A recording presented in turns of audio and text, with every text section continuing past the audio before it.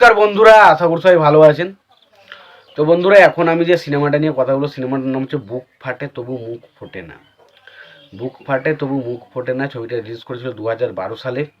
ছবির পরিচালক হিসেবে কাজ করেছিলেন বদিউল আলম খোকন এবং ছবিতে অভিনয় করেছিলেন সাকিব খান, অপু বিশ্বাস, রুমানা খাতুন, মিশা সওদাগর, সাদেক বাচ্চু, তারপর সোহেল রানা, উজ্জ্বল সহ আরও অনেকে।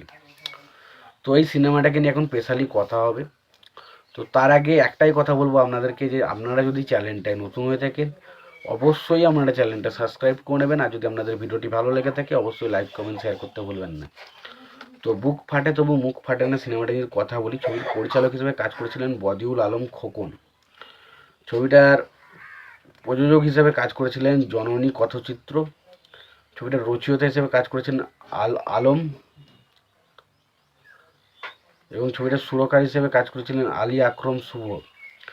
ছবিটার রান টাইম হচ্ছে 155 মিনিটের মধ্যে। ছবিতে অভিনয় করেছেন সাকিব খান, অপু বিশ্বাস, রুমানা খাতুন, মিশা সওদাগর, সাদেক বাচ্চু, সোহেল রানা এবং উজ্জ্বল সহ আরও অনেকে। তো এই যে ছবিটা, এই যে সিনেমাটা যেটার নাম হচ্ছে বুক ফাটে তবু মুখ ফাটে না, এই সিনেমাটার গল্পটার কনসেপ্টটা যদি আমরা বাংলাতেই হয়, একটা সিনেমা দেখেন দেবের, নাম হচ্ছে খোকা 420। তো সেই সিনেমার ditto frame by frame cinema হচ্ছে এই সিনেমাটা।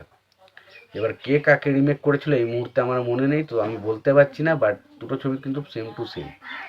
তো এখানে আমরা যদি দেখি, সাকিব খানের ক্যারেক্টারটা হচ্ছে দেবের যে ক্যারেক্টারটা প্লে করেছে সেই ক্যারেক্টারটা, এবং পাশাপাশি আমরা যদি রুমানা খান এবং অপু বিশ্বাসের ক্যারেক্টারটা দেখি, তাহলে এদিকে আমরা দেখতে পাই সেই হিসাবে নুসরাত জাহান এবং অবশ্যই শুভশ্রীর ক্যারেক্টারটা।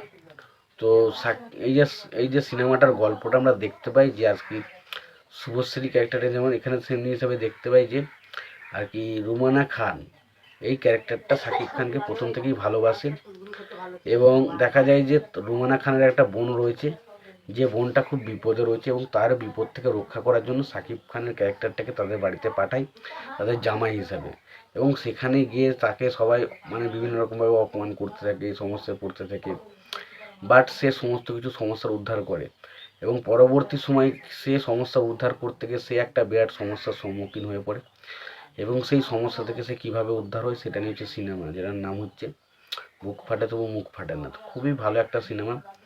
সিনেমার গল্পটা খুবই ভালো ছিল। ছবির মধ্যে যে গান কটা রাখা হয়েছে সেটা বেশ ভালো।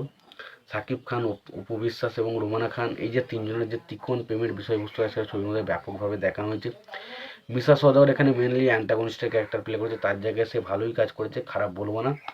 পাশাপাশি সোহেল রানা বলি বা সাদেক বাচ্চু বলি, তারা কিন্তু এখানে তাদের যে বাবার ক্যারেক্টারগুলো প্লে করেছে, এবং তাদের মধ্যে শত্রুতা এই বিষয়গুলোকে যেভাবে ছবির মধ্যে দেখানো হয়েছে সেটা খুবই ভালো, এবং ছবির মধ্যে অ্যাকশন সিনগুলো কিন্তু দুর্দান্তভাবে ডিজাইন করে।